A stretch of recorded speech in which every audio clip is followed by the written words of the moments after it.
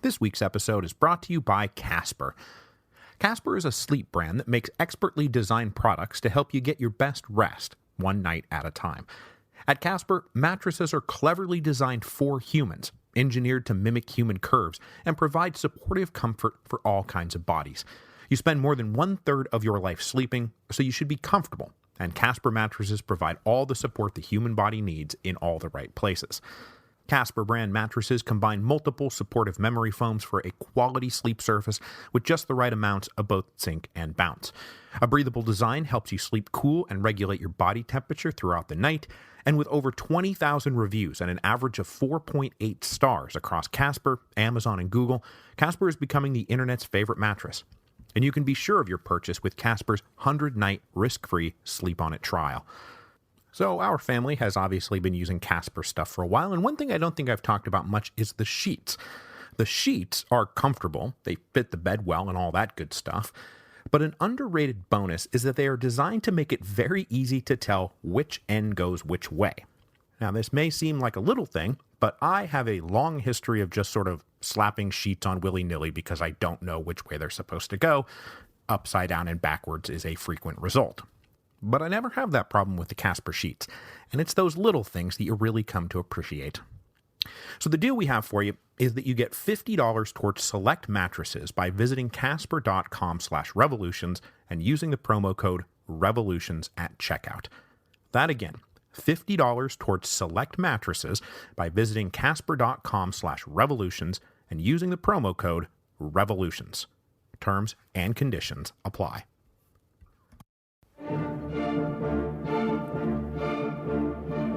Hello, and welcome to Revolutions.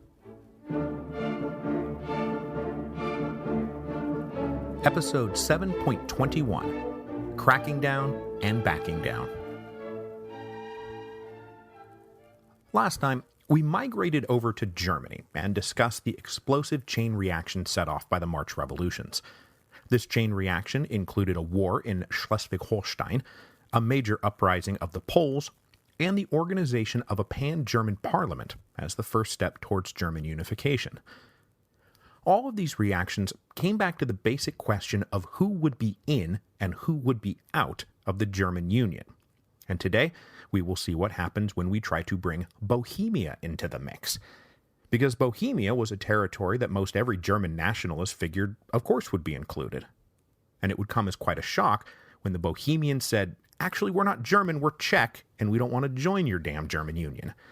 The question of Bohemia and Czech nationalism would pose enormous problems for the German nationalists, as well as for the Imperial Ministry in Vienna, now rocked from all sides by the springtime of the peoples, to say nothing of the rebellious peoples inside the capital itself.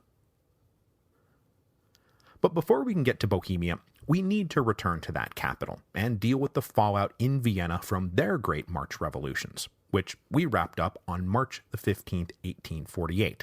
That was when the students and workers had toppled Metternich and then extracted a promise from the emperor that he would convene a pan-imperial diet to draft a written constitution.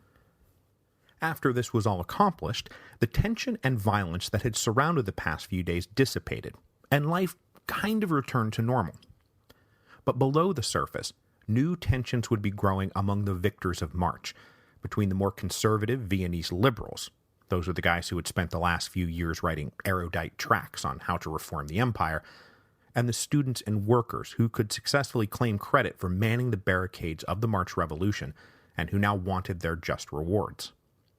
In keeping with the basic plot lines of 1848, a rift would soon emerge between these two groups, as the Austrian Empire moved into the heretofore unknown universe of constitutional government. But that said, in the final weeks of March, everyone seemed to be moving in the same positive direction. First, the fall of Metternich had led to an overhaul of the Imperial Ministry, with a bunch of quote-unquote liberals being brought into the mix.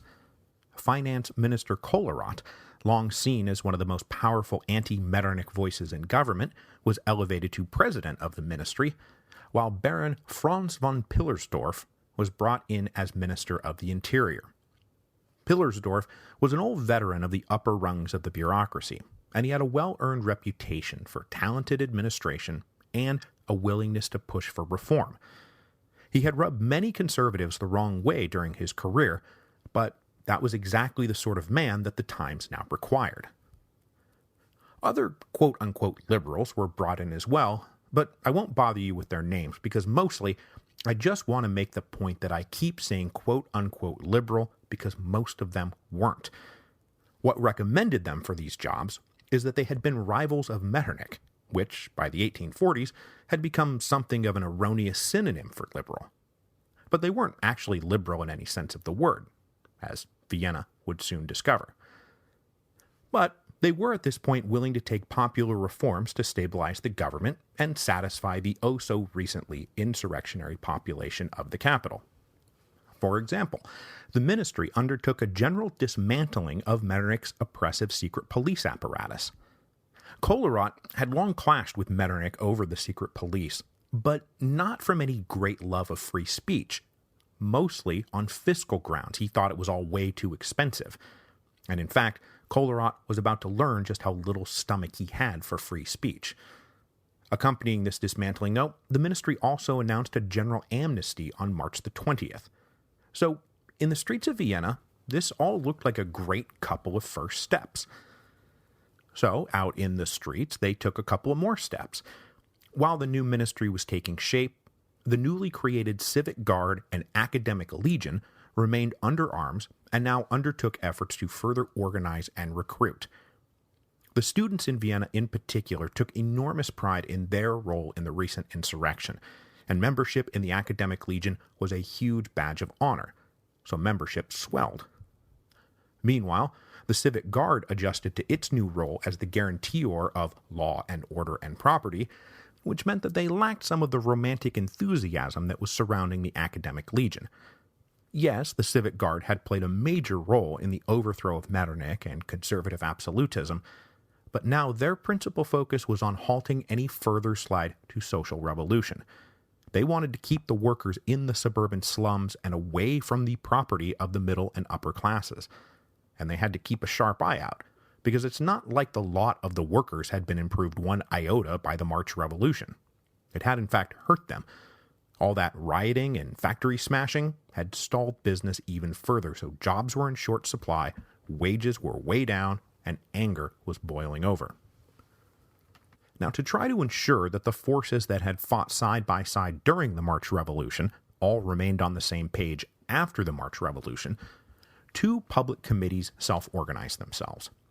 The first was called the Administrative Committee and was principally tasked with the logistics of the various new citizen militias, coordinating patrols and weapons, supplies, rotations, that kind of thing, and that is the last time I will ever mention the Administrative Committee because they are super boring. But not boring at all, and far more important, was the Central Committee of Citizens, Students, and National Guards. Shorthanded as the Central Committee, it became the general forum for discussions of political topics of the day and the tactics and strategy that ought to be used to respond. And as we've seen before, these sorts of committees often draw the most active, committed, and passionate members of any given movement. And in the case of Vienna, that meant that it became a hotbed for the younger student radicals as opposed to the more staid liberals. So, as the Central Committee took a leading role in the brand new world of public politics, the radicals on that committee seized the initiative and found themselves backed by the armed and enthusiastic youth of the Academic Legion. Helping to define this new world of public politics was also an explosion of new newspapers, pamphlets, periodicals, and broadsheets. Now, fights over just how free the free press could be would be a staple of the next couple of months. But for sure, you could now say, write, and print things that literally would have landed you in a dank prison just a week earlier. So the number of new outlets for once forbidden political commentary flourished, and all of them were eager to line up former sacred cows against the wall and rhetorically shoot them one by one. Few were immune. The aristocrats, the bureaucrats, employers, the rich, reactionary conservatives, weak-kneed liberals, the clergy, and of course, above all, the Imperial Ministry. For the first time, ministers of state felt the sting of having their every move recorded, analyzed, and criticized and none of them cared for it. On March the 31st, they tried to put a few rules in place, copying the press law of Baden that forced papers to put up cash bonds to guarantee good behavior and threatened jail time for those who went against the sovereign. These new restrictions caused an uproar out in the streets, and afraid of another insurrection, the ministry put out a statement the next day that said, and I kid you not, please pay no attention to that decree, it was someone's idea of an April Fool's joke. The new ministry really had no idea how to handle this new world of revolt and revolution, and they will have a very bad habit of proving weak and irresolute about everything, cracking down and then backing down. With war and revolution exploding everywhere, the ministry was basically quick to capitulate to the radicals in Vienna if it meant ensuring that at least the capital was not burned to the ground. Now, one of the big questions circling in the newly freed press, and also debated in the Central Committee, was the question of German unification. Everything we're talking about right now is unfolding at the same time that the German pre-parliament we talked about last week is meeting, and they were all trying to figure out who would be invited to the coming Frankfurt Parliament. If all Germans were going to be united, then surely that included the Austrian Germans, right? But boy, does that ever open a can of worms, because obviously you want to bring in the Austrians, but not their subjects, the Italians, the Hungarians, and whatnot. So the very likely outcome of Austrian Germans unifying with their cousins to the north was the end of the Austrian Empire. Now, many younger radicals in Vienna were just fine with the idea, and the red, black, and gold colors of German nationalism started appearing in Vienna. I mean, if we're here to usher in a new age, let's usher in a new age. We're not here to defend some archaic empire. But remember, all those liberal reformers and intellectuals absolutely were committed to keeping the empire alive. They just wanted it to run better. And on a more practical level, remember, Austria is still outside the Zollverein, that pan-German trade union, and many Austrian leaders, absolutists and liberals alike, believe that closer union with Germany would bring the backward Austrian economy to ruin. And then politically, they feared being dominated by Prussia. As the head of a multinational empire, Austria was powerful. Stripped of that empire, they were just another relatively weak German state, slated to become a mere province of Prussia. So the question of whether or not the Austrians would join the German Union was a big deal. And the question of which of their subject peoples, if any, would come with them was an even bigger deal. But what no one debated, in Germany or in Austria, was that the old crown lands of Bohemia would of course be included in the German Union. Bohemia was one of the mainstays of the old Holy Roman Empire, which many German nationalists were using as a basic guide to tell them who should be included in the new German state. So the assumption was that, of course, Bohemia would join. But this came as a rude shock to the inhabitants of Bohemia who were not German at all. They were Czech. So, let's talk a little bit about Bohemia. Now, I very briefly touched on Bohemia in episodes 2.3 and 2.5 when I was discussing the development of the Habsburg monarchy and the Kingdom of Hungary. Bohemia was a territory in Central Europe that was populated mostly by Czechs, a Western Slavic group that meant that in the ethno-linguistic divisions now popping up everywhere, they are with the Poles and the Slovaks and the Serbs and Slovenians, not the Germans.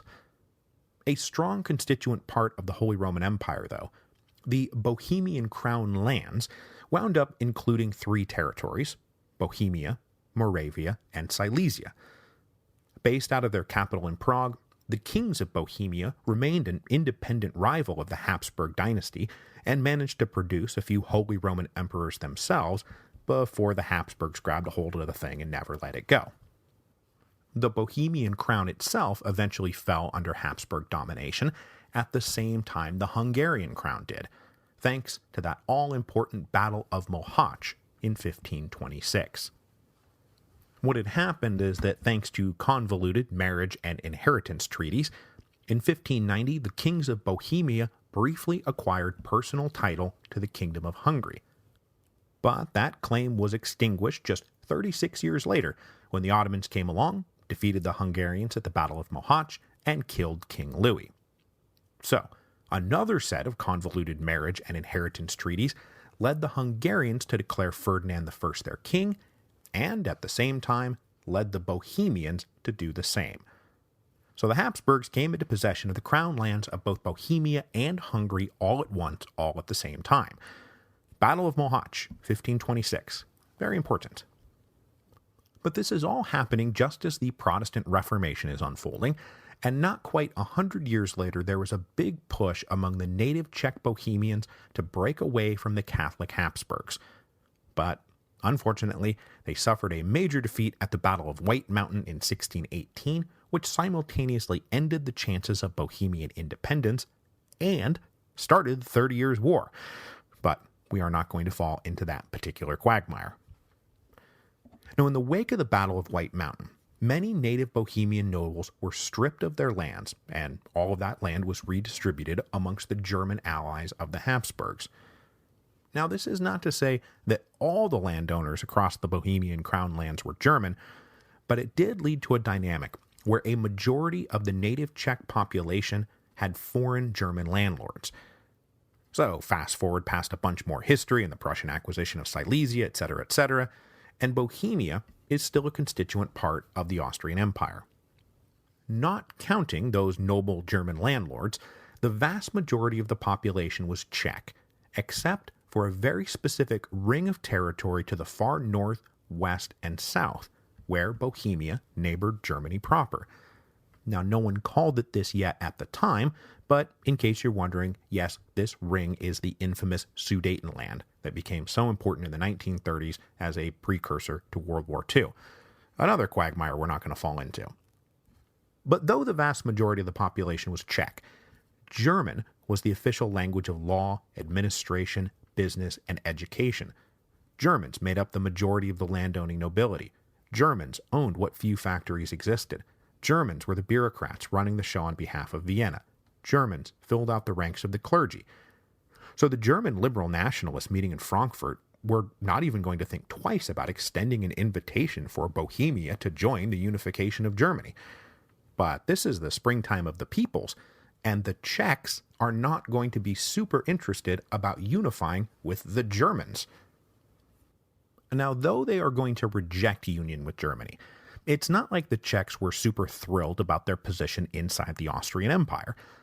Slavs were generally treated as inferior to Germans, and the Czech language and culture was treated as the language and culture of the poor and uneducated.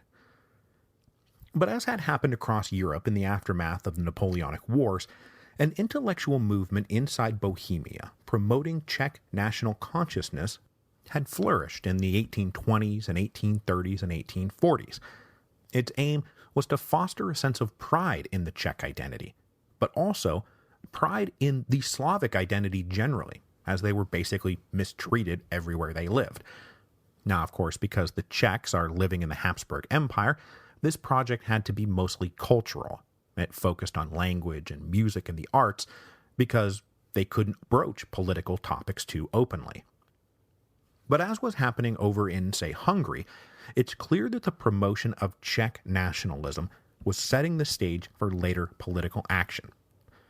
When the economy took a nosedive in the mid-1840s, there was more action. Secret political clubs organized, and they started passing around banned pamphlets. This new generation of political activists wanted to be ready should an opportunity arise. And arise it did in March of 1848, when the news came in that Paris had overthrown the July monarchy. But that was just a mere prelude announcement. The more electrifying news was the arrival of the speech by Lajos Kossuth, delivered in the Hungarian Diet on March the 3rd.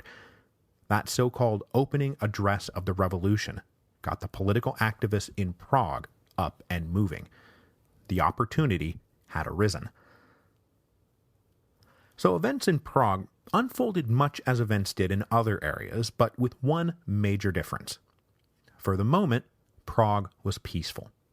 There were no armed demonstrations, there was no uprising, no barricades. Not yet. Which is why the armed uprisings in Paris, Vienna, Budapest, Milan, Venice, and Berlin have thus far overshadowed events in Prague. Within days of the arrival of Kossuth's speech, though, a public meeting was arranged for March the 11th, with plans to draft a petition of grievances and demands that they could then deliver to the emperor. Now at first, though, there was consciously no hint of Czech nationalism being the driving factor.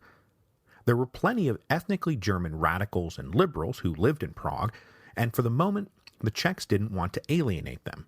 Not if there were concessions they could wring from the imperial government together. The most important demand was the now standard call for the end of censorship and the creation of a citizen National Guard.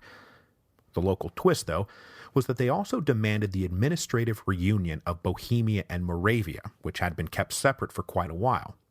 They also wanted the elevation of the Czech language to equality with German, and then above all, they wanted the convening of a new Bohemian Diet. Now, technically, a Bohemian Diet existed. It was their equivalent of the Estates General, but it was toothless and dominated by German landlords.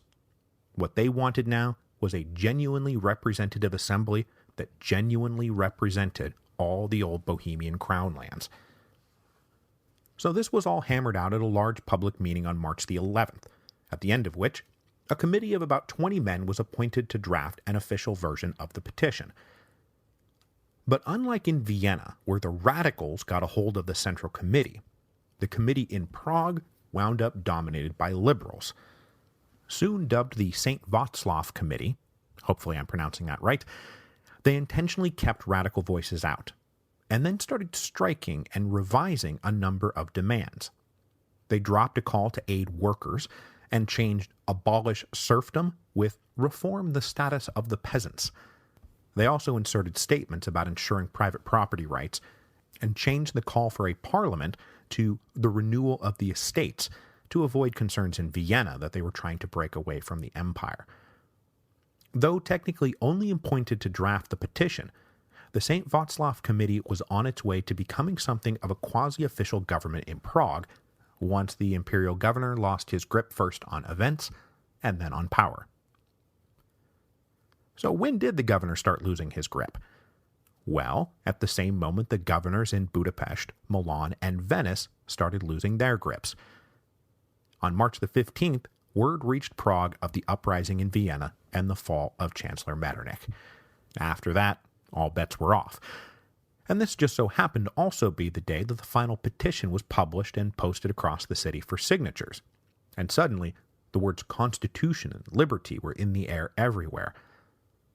But once radicals read the contents of the revised position, they got mighty riled up, and they stormed into the St. Václav Committee and demanded a return to the language agreed on at the March 11 meeting. Now, the committee reluctantly agreed rather than sparking an insurrection, but this would not be the last time that the St. Václav Committee would attempt to turn the Bohemian Revolution in a liberal direction and not a radical direction. So on March the 22nd, a delegation from Prague arrived in Vienna, and they delivered their petition to the new ministry. Everyone had high hopes about all this, and they were dismayed by the rather curt and evasive response they got. With bad news coming in from all over the empire, it appears that the new liberal ministry, quote-unquote liberal ministry, was not interested in granting every concession to every delegation that came walking through the door. But of course, this little attempt to show some backbone is going to backfire mightily.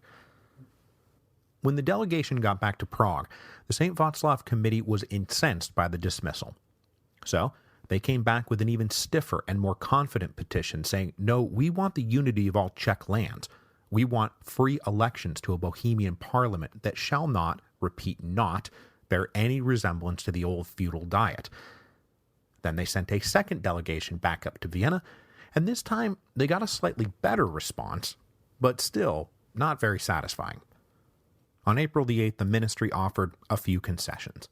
They said that the Czech language would be elevated to equal status with German, a Bohemian Diet would be called, but it rejected the call for the unification of the old Czech crown lands, probably internally worried that this would be a step towards independence.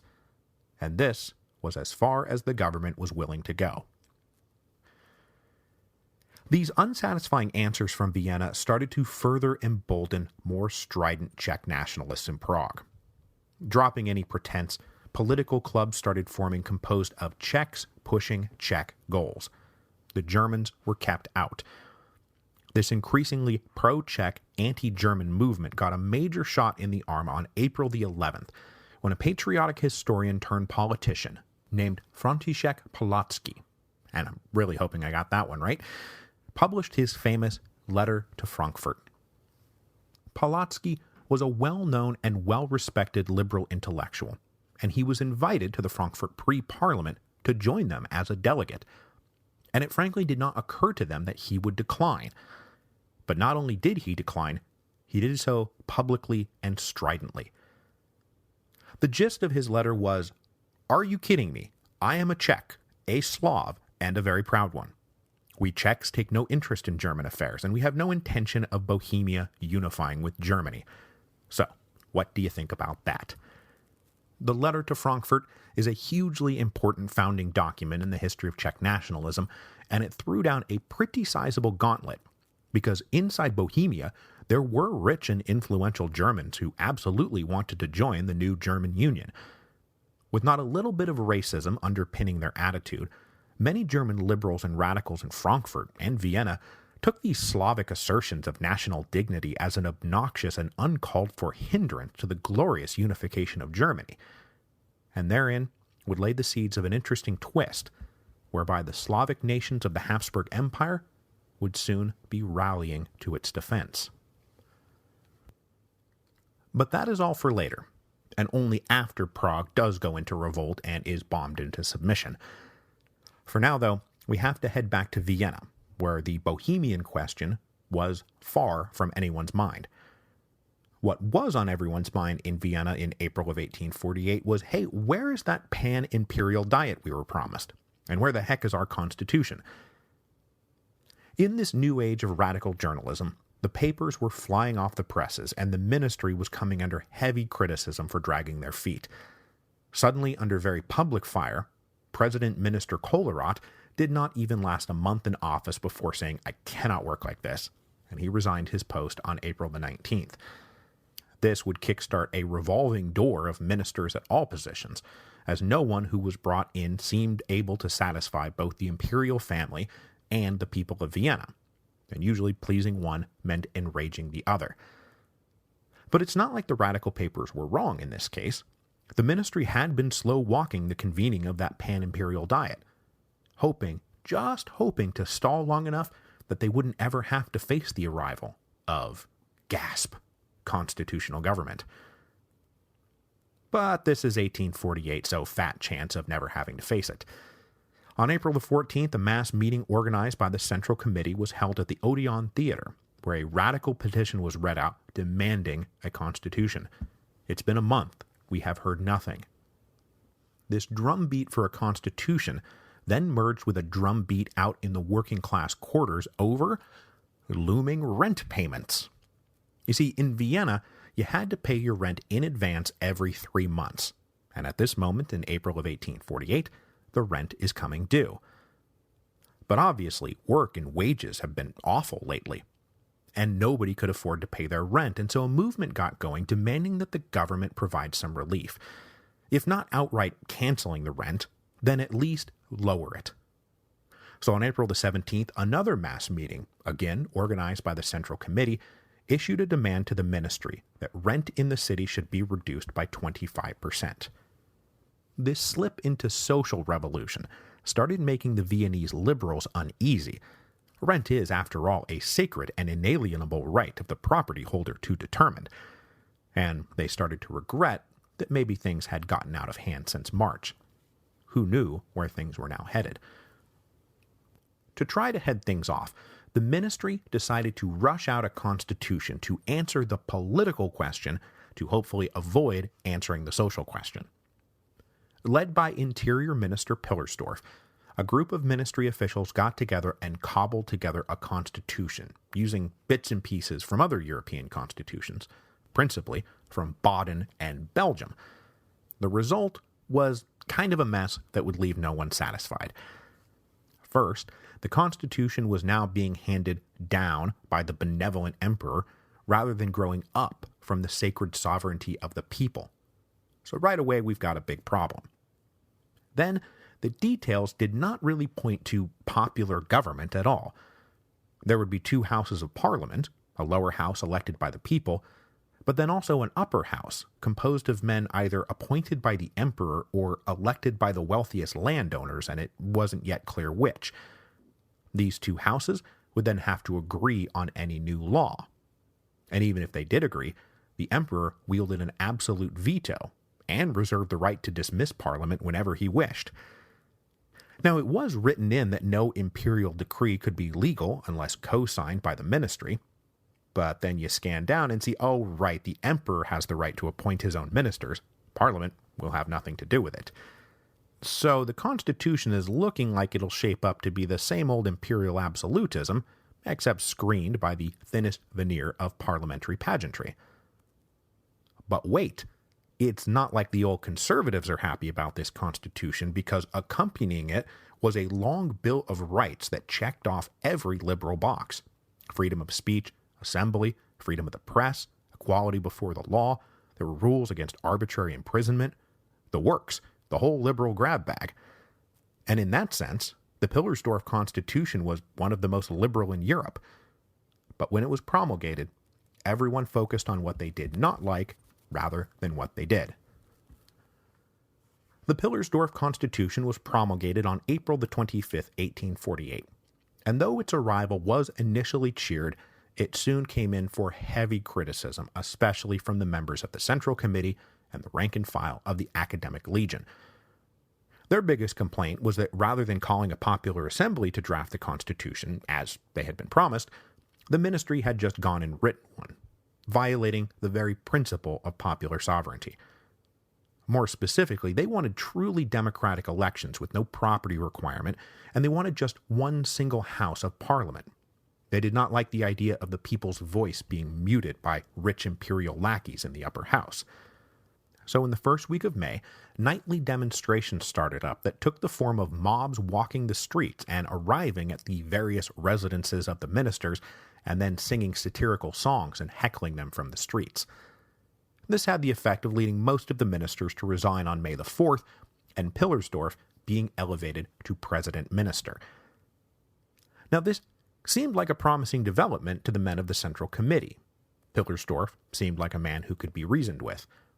But when they petitioned Pillersdorf to make alterations to the Constitution, and more importantly, call for a democratically elected unicameral parliament, they were rebuffed. Pillersdorf's star, so recently ascendant, plummeted. Meanwhile, all this activity was alienating the conservative liberal leaders who really had just wanted an assembly of property holders to have some voice in government and check imperial absolutism, not, democratic anarchy. So these guys collaborated with the ministry to get rid of the troublesome Central Committee. This plan was approved of by the commander of the Civic Guard, who posted a new order for his men on the morning of May the 14th. It said that political activity was incompatible with service in the Civic Guard, and that all guardsmen must immediately cease participating in the activities of the unconstitutional Central Committee. Thinking that this might cause something of a stir, the ministry then ordered the regular army to go out and occupy key points in the city. Now, the point of all this had been to cleave the bourgeois liberals who made up the Civic Guard from the radical students who made up the Academic Legion, but really what they did is make everyone mad and reinforce their sense of revolutionary solidarity.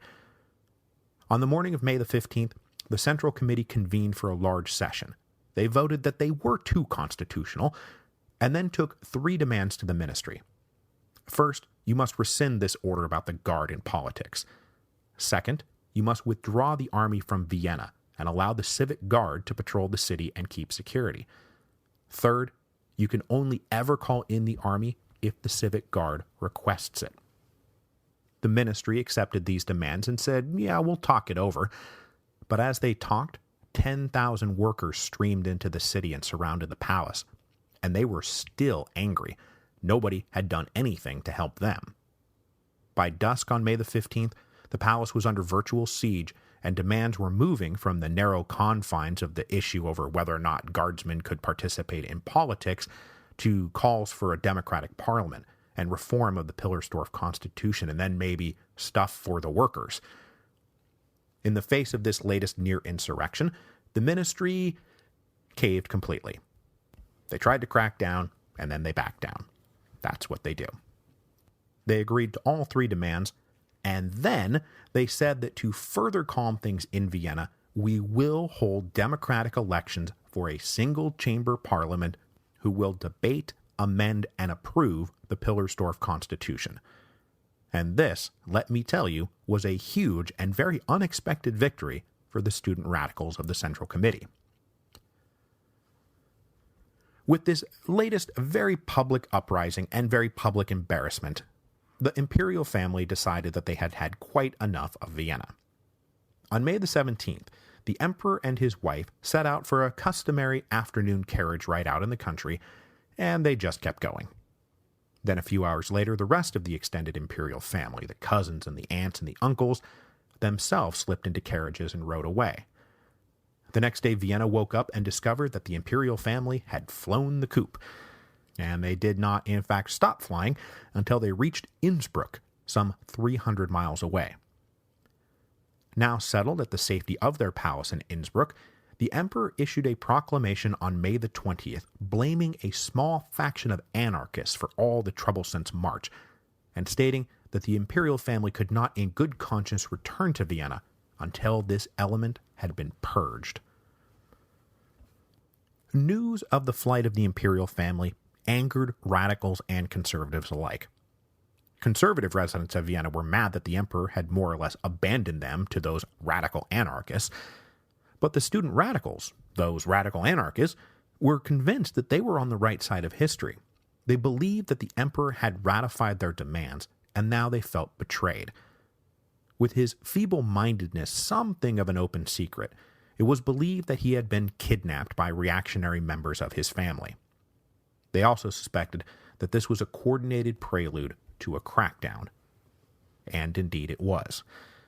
The day after the emperor and his family fled to Innsbruck, the ministry posted a proclamation stating that the Central Committee was an unconstitutional assembly and needed to disband immediately. They further said that with the university term set to expire, that the academic legion would now need to hand back their weapons. And frankly, with everything now settled so nicely, what with the Constitution and all, there would be no need to ever recall the academic legion. Now, this did create a small rift among the students. Many of them were legitimately afraid that things were getting out of hand, that they had all gotten kind of ahead of themselves, and they were risking a major blowback. So, they said that they were willing to hand in their weapons if they could get them back when the next term began in October, and further, if the ministry swore to abide by the promises that they had made on May the 15th. Now, had the ministry not been quite so inept, this compromise may have been secured, and peace would have reigned in the capital. But instead, they bungled it. They issued a heavy-handed decree on May the 24th saying that the university was now closed, it was locked, and it was unavailable for any future public meeting. The students need to go home. A few of the leaders in the academic legion did encourage their rank and file to disband, but now riled up, the legion held a meeting that night and said, no, we won't disband, not now, not ever. So on the morning of May the 26th, the ministry posted a further decree stating bluntly that the academic legion was hereby disbanded. But to enforce this decree, they really didn't have a concrete plan. And what plan they did have, they had not really thought through. Basically, what the Imperial Ministry did was decide to go whack a hornet's nest wearing nothing but a Speedo. The biggest mistake they made was tapping the regular army to enforce the decree of May the 26th. Now, granted, it may have been difficult to trust the Civic Guard to do it, but the ministry didn't even ask them. Instead, orders went to the infantry to march down to the university and order the academic legion to disband and order the students to go home. But the ministry had promised on May the 15th to only ever call in the regular army at the Civic Guard's request. So, just ordering in the army not only ginned up sympathy for the students, it aggravated the honor of the Civic Guard. to say nothing of betraying the fundamental dishonesty of the ministry, who were clearly making promises under duress that they had no intention of keeping. So with the infantry on the way, the students barricaded themselves inside the university and sent out calls for help. It is estimated that between the academic legion, the civic guardsmen, and armed workers, that they could rally close to 40,000 men. Meanwhile, between the army garrison and some police forces and a few civic guardsmen who did rally to the government, the ministry could command barely 15,000. I mean, the ministry was dealt a bad hand here, but that doesn't mean they didn't also play it badly. By 10 a.m. on the morning of May the 26th, 1848, barricades were going up all over Vienna, and the city was back in armed insurrection. So, keeping with the theme of today's episode, the next few hours were the backdown that always followed the crackdown. In the face of so much armed resistance, the infantry was ordered to withdraw. By 1 in the afternoon, the ministry announced that it was canceling the order for the Academic Legion to disband, and went ahead and formally recognized the Central Committee's right to assembly. Then, an hour later, they re-promised to abide by the May 15 promises, and keep the army in its barracks. And this was even before the Central Committee issued their ultimatums, which were that the barricades would not come down until the army evacuated Vienna, the Academic Legion and Civic Guard given total control of security in Vienna, a unicameral, democratically elected parliament convened, and this time we want hostages to guarantee good behavior. And then, for good measure, they did not wait for those demands to be met. They sent out detachments to identify and arrest the men they thought responsible for the troubles of May 26 and held them as hostages. So, that night, the ministry further agreed to all those demands, and this time it would stick. For now. For the time being, there would be no more crackdowns and no more backdowns. Planning for a parliament to convene in July was launched. The radicals in Vienna were utterly and completely victorious. So the student radicals of Vienna had risen very high, very fast, probably far further than they had ever dreamed possible. But in spite of their victory, and in spite of the ministry's repeated bunglings, this would be their high watermark. May 26th would be their high watermark. It would unfortunately be all backwards from here. But we will return to Vienna later, because next week we need to pick up the thread in Hungary, where the movement towards de facto independence was well underway. The Hungarians didn't care whether or not Pilarsdorf had a constitution or not, because they were going to have a constitution and they were going to write it themselves. They were willing to share a sovereign with the Austrians, but nothing else.